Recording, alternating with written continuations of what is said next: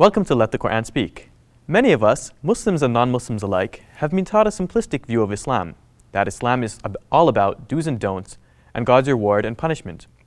But Islamic spirituality has much more to offer than that. What does it mean to journey to God? 700 years ago, Ibn Ata'illah as-Sakandari wrote aphorisms that describe the journey to God, the pitfalls along the way, and how to overcome them. Joining me to talk about the aphorisms of Ibn Ata'illah is Sheikh Ahmed Saad al-Azhari. He's the founder and director of the UK-based Ihsan Institute for Arabic and Islamic Studies and a graduate of Al-Azhar University in Cairo. Sheikh Ahmed Saad al-Azhari, welcome back to Let the Quran Speak. Thank you very much. Now, many people in the modern world, both Muslims and non-Muslims, are fed a bit of a simplistic view of Islam. Do this, don't do that, fear hell, hope for paradise.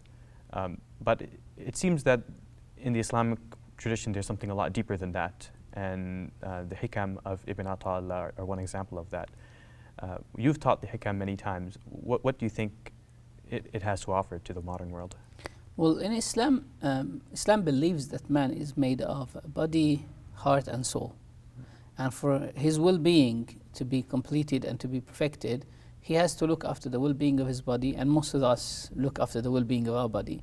When we're sick, we go to the doctors.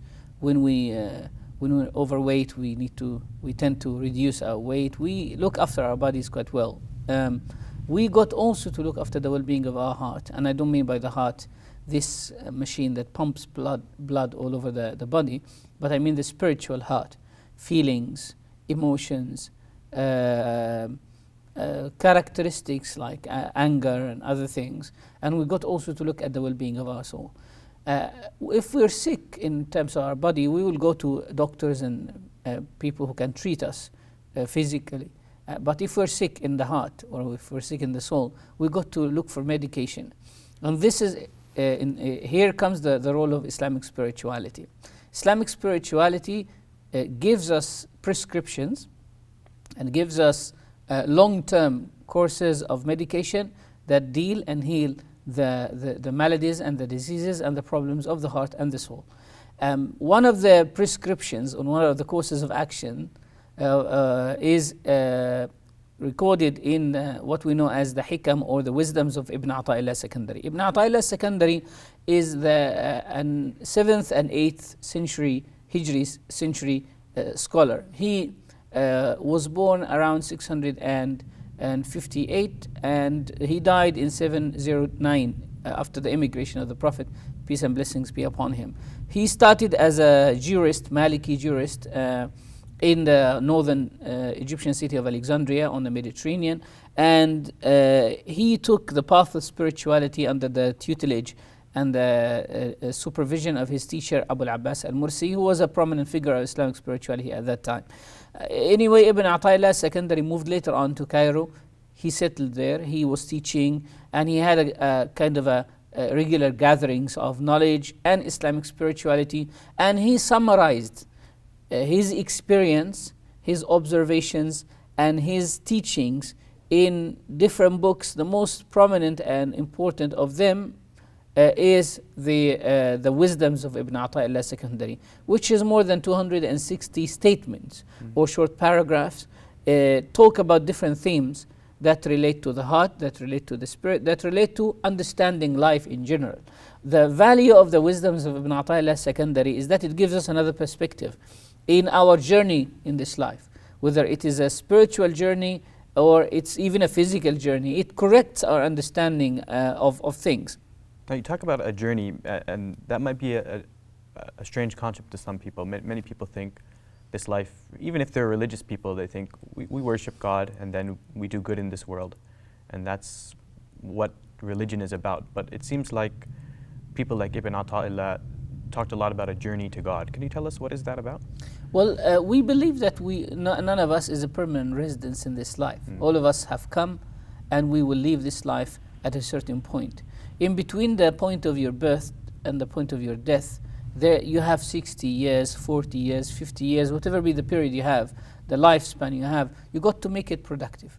And you got to live that period in a happy mode, happy and relaxed. There are many things that make us confused and that trouble our life, trouble our mode. Mainly lack of understanding, living with expectations, possibly taking the wrong route, gives us frustration. So what the hikam or the wisdoms of Ibn Ata'illah Secondary try to teach us is how can you live a meaningful life in order to enjoy in the afterlife, because we believe that this is not the life to live. This is the life that you sow the seeds of goodness in, so that you reap the fruit later on after death. The Quran teaches us that there is an eternal abode and there is temporary abode. The temporary abode is the life of this world. The eternal abode is the akhirah, or the life in heaven or in hell afterwards. So how can I make this life a very enjoyable experience? How can I make it meaningful? Ibn Ata'illah Secondary gives us, you can say, flashlights on correcting misconceptions sometimes, give us some boosters, telling us about some barriers that are debarring us from seeing the realities of life, and that is what we can call the wisdoms of Ibn Ata'illah Secondary. And what are those keys? What are some of the barriers? There are loads of them. One of the barriers of Ibn Ata'illah, that Ibn Ata'illah Secondary highlights, is the fact that we don't read the bigger picture. We can put it this way: we don't read the bigger picture. If you are standing in front of a painting and you are focused too much on the details of the colors, you might not be able to enjoy the bigger painting, because you see, oh, this is red and this is blue, they don't go with each other. But yes, they don't go with each other if you look at them as two dots or two spots. But if you look at the bigger painting, you will be able to see the beauty in it. Sometimes in our day-to-day life, we focus too much on the situation that we're in. And that's why we become very frustrated. After a few days or a few months or a few years, we realize that that thing that has happened to us was the best thing. So Ibn Ata'illah Secondary summarizes this, and he says, you normally feel pain at the point of deprivation because you don't understand. If God gives you understanding, you realize that deprivation is not actually deprivation, it's gifting. There is a story, a traditional story, that that is normally quoted in this to support this understanding. They said that there was a man who had one sole son, and this son was getting married after a few weeks. While in the process of preparing for his wedding, an accident happened to him, and he ended up losing one of his legs.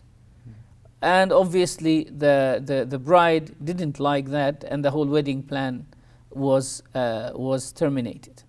The father was really upset, that the son was really frustrated, because all his plans and all his happiness came to an end.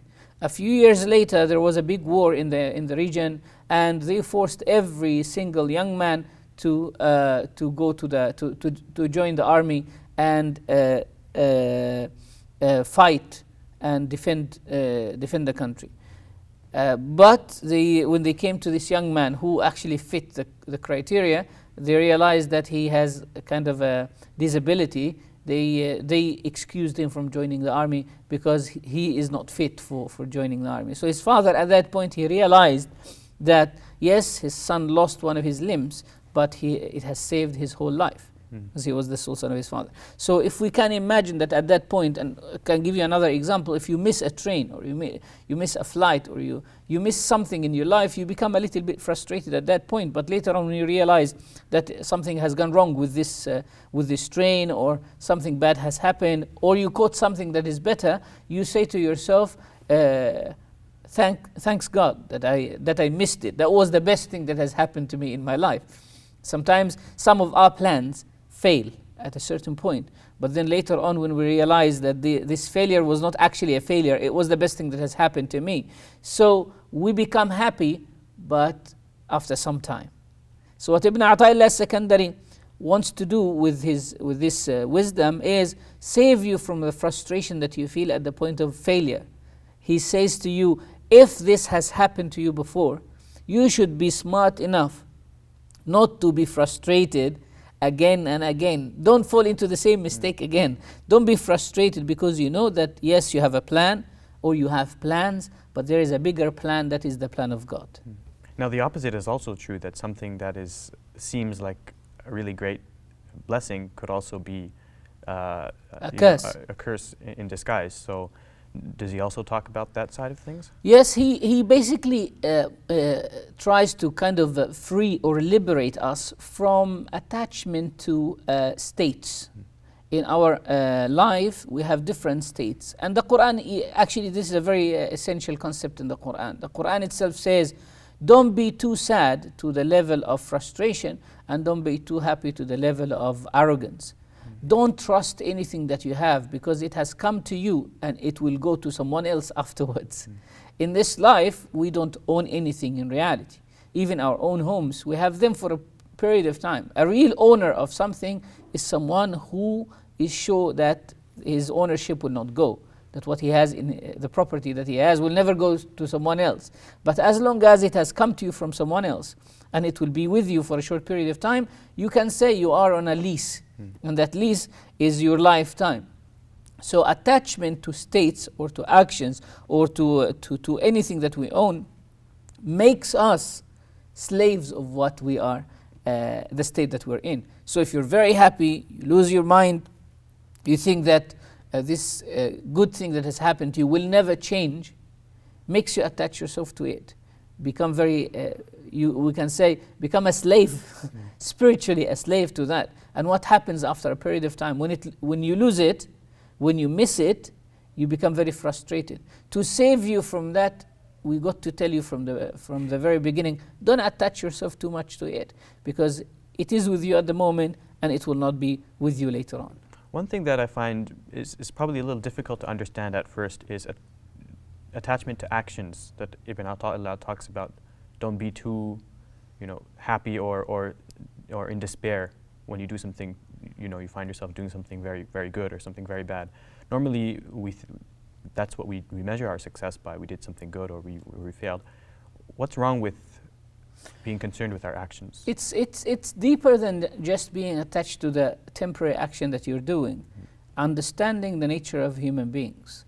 We as humans have a challenge which is called the challenge of consistency. We don't do anything consistently enough. Yes, people develop certain habits, but no one can say that he's been doing a specific habit for all his life. There must have been a few times where he has missed it. So what Ibn Ata'illah Secondary is trying to teach us is, listen, as a human, there will be points where you will not be able to keep up your consistency. Don't be sad and don't lose heart. Pick up and continue your journey. So why does that happen? Because we attach yourself to actions. It's as if I say, well, I'm doing this action, I will never miss it. No, there will be a time when you will miss it because you are a human being. Understand your weakness. By understanding your weakness as a human being, even when you lose or when you miss or when you don't fulfill what you want, you will not be completely frustrated. You will see your weakness and realize that this weakness could be another launching point for a better stage of your life. So what Ibn Ata'illah Secondary is trying to teach us is, don't cling too much to the actions, because these actions have happened at a certain point of your life, and they can happen again and again and again. When you take a break, don't say, oh, I'm taking a break, I'm not doing anything. No, you're doing something, right? You're doing something, which is basically you are taking a break. Well, you are re-energizing yourself. When you fall into a slip or a sin or a mistake, that's not the end of it. It's just a start of, consider it to be a start of a new stage in your life. So if we're not to be attached to our actions or to our states or to worldly things, what is the general solution of these wisdoms that Ibn Ata'illah presents? To focus on the journey itself, that we are in a journey, and part and parcel of the journey is to go through difficulties, to go through slips, to go through mistakes, to go through this. All these things should not distract us from the journey.